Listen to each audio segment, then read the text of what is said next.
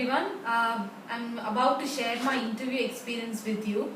My interview was a 45-minute interview and it happened on May 12th, 2014. And I happened to face Mr. David Sir's board. And before going to the interview, this was the thing that was running in my mind. I was not bothered about the results too much. I instead thought that, no, I felt really proud that I'm going to that campus, UPSC campus, for which we are longing for so long. And then I realized that very few people get this proud moment, so I thought I should make a full utilization of this moment. And apart from that, I had no worries that I should prove myself, because anyway, I know that whatever Benno is, whatever I am, is going to come out. Other than that, I am not at all bothered about my results. And with that set of mind, I went inside. Mr. David sir said, "Beautiful young lady, come in." And then I went in. I just wished them good morning, sirs and madam. But David sir could not hear the word madam, which was told by me. And he said, Benno, he thought that I didn't know that there was a lady member there. And he said that, and he said, "Benno, do you want to wish a lady member who is also present here?" I stood up again. I said, "Good morning, sirs and madam." And I sat down. I think sir was a bit happy about it. He laughed for that.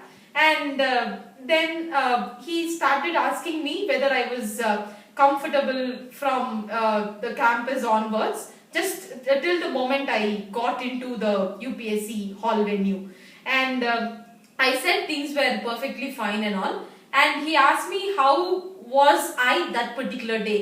I said, "Sir, I'm fine, calm, cool, composed and confident." He said, "Okay." Then he asked me, "Shall we start the interview?" I said, "Yes, sir." And he went on. He just looked into my biodata, my resume, and he said, "Oh, my hobbies are actually reading books and oratorical skills." So he asked me about oratorical skill. He said, "Yeah, Benno, I realized that your hobbies oratorical skills in the first 5 minutes of the conversation that I had with you." And I was like very happy, because I didn't know that he was checking my oratorical skill. But I was happy that he was able to understand that. No, I was able to make him understand that. Rather, that should be appropriate. And then he asked me about my favorite book. My favorite book was Things Fall Apart. And I said the book talks about colonization and white man's burden. And finally, the question went to Rudyard Kipling. And I really did not know so deeply on Rudyard Kipling. I said, "Sir, Rudyard Kipling is a writer who writes on noble themes with the usage of animals and so on. But apart from that, I did not really know anything on Rudyard Kipling."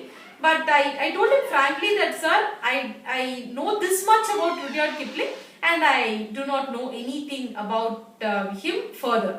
And he was like, "No problem and all." And he directed the other board member to ask me the questions. And that person asked me the question, "If you are posted in Northeast, what will you do?" I said, "Sir, there are three things that I would do. First of all, one is education. Second is physical connectivity, because there is only 123-kilometer corridor that links the mainstream India with Northeast. So I said physical connectivity, and the third one is emotional integration, because the people of Northeast feel really alienated and isolated from the government." And I said, Shivaraj Velu sir usually says this in class, like Northeast needs to capitalize the benefits of globalization. So I remembered that point at that particular moment. I said, "Sir, the globalization could be positively used in that particular region by establishing or enhancing trade relations with the neighboring countries there." And then the question went on to Look East policy, because I was speaking about Northeast. And then I told what is Look East policy. Look East policy is a policy adopted by the government of India in order to capitalize the strategic Southeast Asia and all. And the question gradually went to Myanmar, and why is Myanmar important, and how is India's relationship with Myanmar. So all these questions are dealt by Shivraj Velu sir. So I was eager to answer all these questions, and then the particular board member asked me, like, after Myanmar and all, I was saying one word called geostrategical needs. So I think that word captured their attention, and they asked me, what does geostrategical needs mean? I said, sir, improving Northeast, capitalizing or countering the influence of China, and third one is establishing our relationship, capitalizing Southeast East Asian region, as well as extending our relationship to Asia Pacific. And he was like kind of satisfied, and then the focus shift to the other person, and that person asked me on corruption. He asked me how corruption can be eradicated in India. I said, sir, the only way, the realistic way to eradicate corruption is bringing more values in education system, and commercialization of education should be stopped. And he asked me about the corruption and its eradication at the political level. I said, sir, there are so many acts and laws, and one particular institution which was in limelight was Lokpal and all. But he still asked me, laws cannot eliminate corruption. There has to be some change in people's mind set and all. And I finally told sir, Election Commission can act here more proactively. Like after the elections are over, some meeting kind of thing can be organized at Jantar Mandir like ground, and the importance of eradicating corruption, like the impact of corruption on the person's life as well as on the society of India. This impact can be explained to politicians. He asked me, will that really have its impact? I said, sir, initially it will not have any impact, but in course of time it will gain its own impact, because it is enough that one person gets influenced by that, and it will start like a chain reaction and all I was saying. And he asked me even more I expect, like that kind of tone was there. He asked me more. I said, sir, here I think Election Commission should not allow a person with a criminal background to contest in elections at least. They should be more stricter in that. And he asked me whether that can be done in a democracy. I said, yes, sir, because India, though it is a democracy, deterrence has to be there, and that deterrence has to be established by stringent rules at one particular point of time, because decriminalization of politics is more important, and that should be our priority. And that person was satisfied, and the ball went to the other lady member, and she asked me whether women are sacrificing their traditional role because they are going to work increasingly. I said, ma'am, women have started working from 1990s and predominantly, but yeah, I don't think that women have not really sacrificed their traditional role, because still women are good at multitasking, and they work equally well at the workplace as well as the household. And I also said, madam, this perspective should also needs furthermore interpretation, because as far as the family is concerned, the role of women is not only the role of women, but it is the role of family. So the men folk should also share the responsibility of women. And finally the question went to patriarchy, and the woman member, she asked me on how patriarchy starts at home. I said, madam, in every household, the father takes the decision predominantly, and the mother most of the times, at least most of the times, listens to the decision, implements the decision. So when a child grows, he or she implicitly comes to observe and believe that the father is more competent in decision making, whereas the mother is less competent. So I think I told sir, this is madam, this is how patriarchy gets implanted and all. And she was like, solutions. I said, madam, there are two things which are very, very simple in nature, but they can really bring in bigger reforms.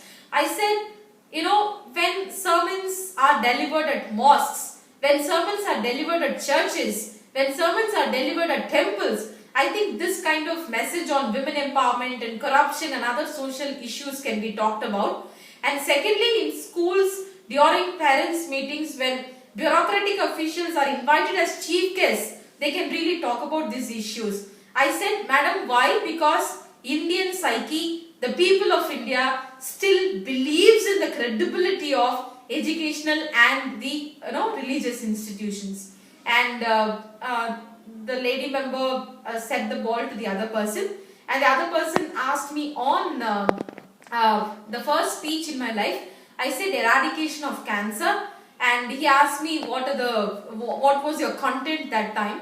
I said, sir, I spoke in my 6th standard level, and the content was this, like dietary habits and lack of exercising habits, all these cause cancer, and moreover the tobacco and the alcoholic substances add to the problem. And he asked me, is there any connection between mobile phone towers and cancer? No, mobile phones and cancer. I said, there are studies going on, sir, yet it has not been proved and all. And he asked me, like, what is the relationship between mobile phone towers and environment? I said, sir, mobile phone towers endanger species like sparrows and vultures and so on. And he also asked me on FDI.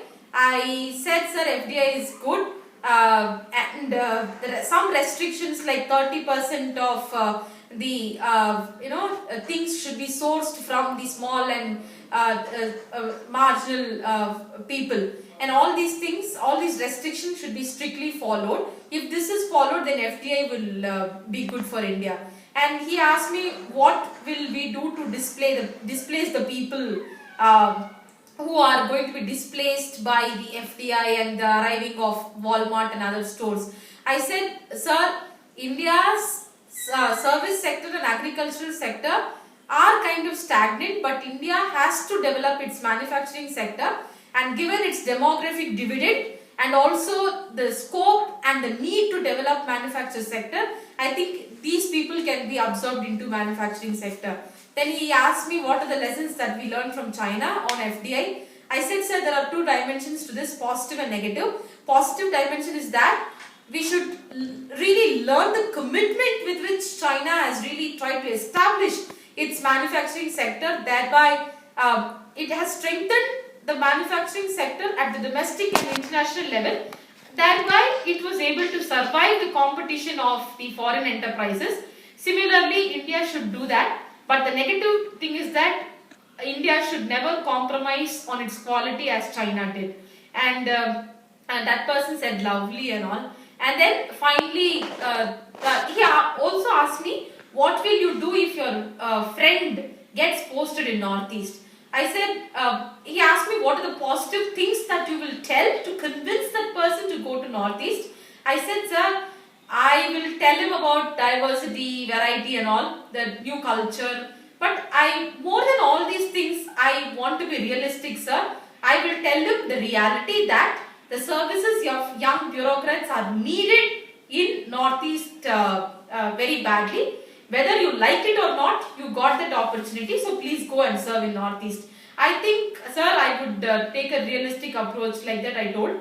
And before that, first initially the chairman asked me this question, do you want to be a leader or a follower? I said, sir, I want to be both. I want to be a follower of noble principles enunciated by noble people. I want to be a leader not by undue practices but by serving people. This happened initially, which I forgot to mention here. And then finally, David sir asked me about some Northeastern poets.